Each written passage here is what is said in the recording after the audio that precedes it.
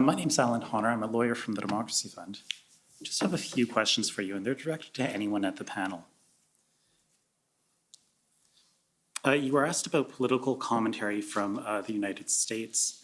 And if I recall correctly, that was something that President Biden and Prime Minister Trudeau spoke about. Yes. Okay. And I just want to ask you about some of the political commentary which happened after the invocation of the Emergencies Act, and after the meeting with President Biden, which I understand to be February the 11th. The phone call was February 11th, yes. Pardon me? Phone call was February 11th. Yes, thank you.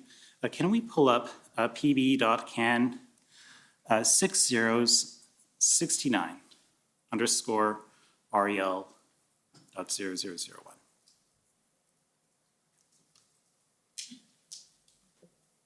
And this is a letter from Premier Kenney, Premier Moe, and 16 governors from the United States of America. And I believe it's dated February the 16th. And my friends and correct me if I misconstrue this letter, but the signatories here are expressing concern over vaccine requirements and the impacts of those requirements on the North American supply chain, the cost of living, and the availability of essential products for people from both countries. My question for you is, how does a letter like this get before the Prime Minister? Could I see the signatories? Yes, of course.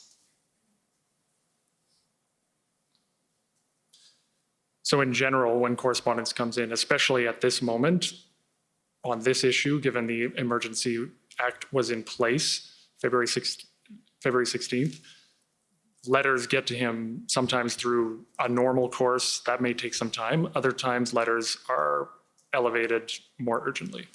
Okay. And this letter here, I assume it's important because we got 16 governors from the United States. It's our biggest trading partner, our best ally.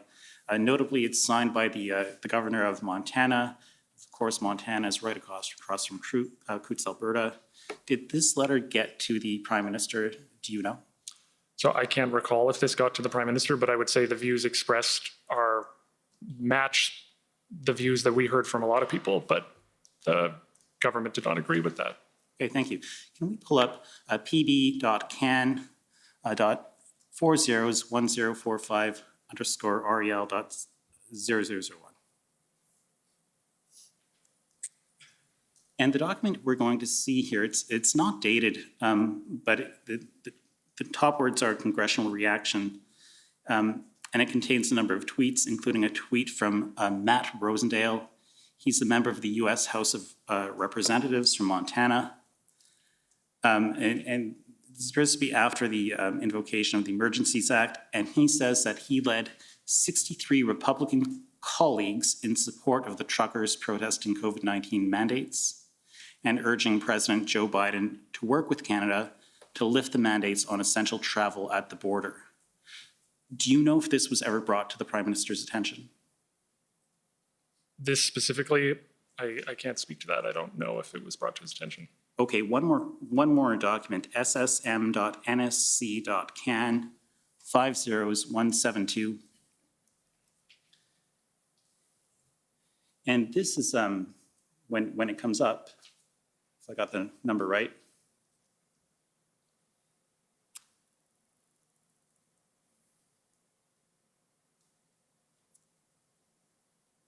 Yes, so this is an email from Deputy Jacques Adam to Deputy Minister Jacques Adam to Deputy Minister David Morrison.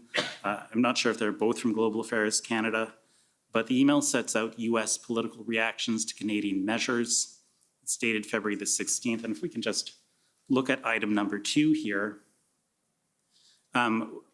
we see that there are different comments. One of the comments here is Canadian truckers being fired and now targeted as terrorists by your woke government.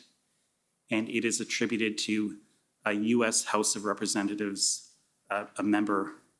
And there are other remarks from other politicians which are somewhat uncomplimentary towards our country. Do you know if this document was ever brought to the Prime Minister's attention? I don't believe this document would. This looks like an internal document at the Department of Trade.